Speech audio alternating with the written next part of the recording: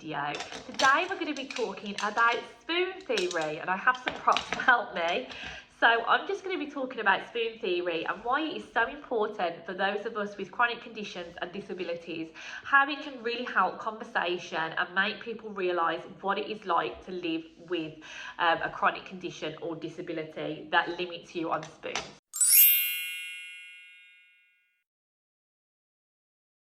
So spoon theory started out when somebody was really trying to communicate just how much a condition or disability affects her everyday life.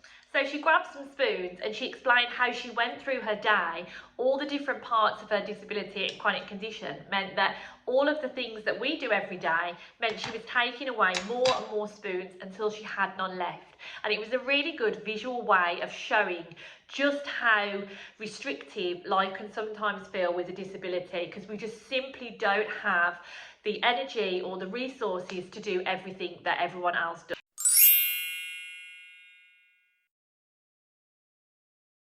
So using spoon theory is a really good way to communicate to people how the everyday tasks that they can juggle take so much more energy out on us, and how we constantly have to make decisions every day how to use our energy. So it stops them perhaps being offended when, we can't go out for drinks to them, because that would literally take all of our spoons for the rest of the day or even the rest of the week, and it would stop us being able to do other things.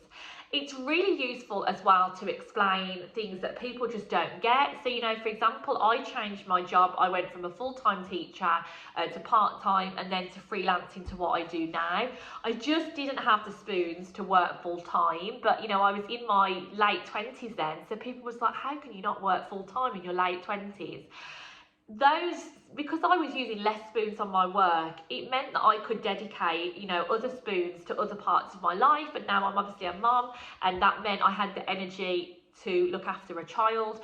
So it can be really useful to explain how life is a little bit different for you.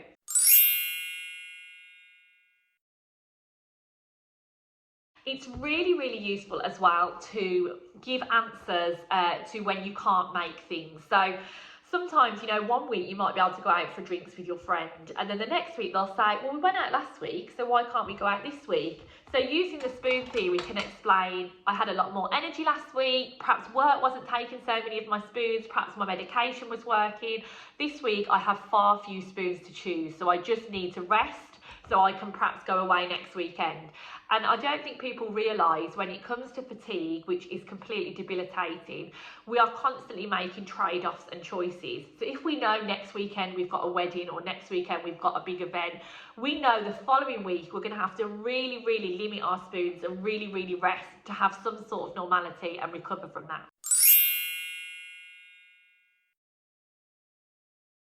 The next reason why it's so helpful is because when you perhaps have a partner and you start dating and they start becoming a part of your life, you can talk about those boundaries and what you want from them when you're unwell. We often really struggle to ask for help and really struggle to communicate what we want. Some people, when they're really low on spoons, just want to be left alone to rest. Other people want some help but aren't sure how to ask for it.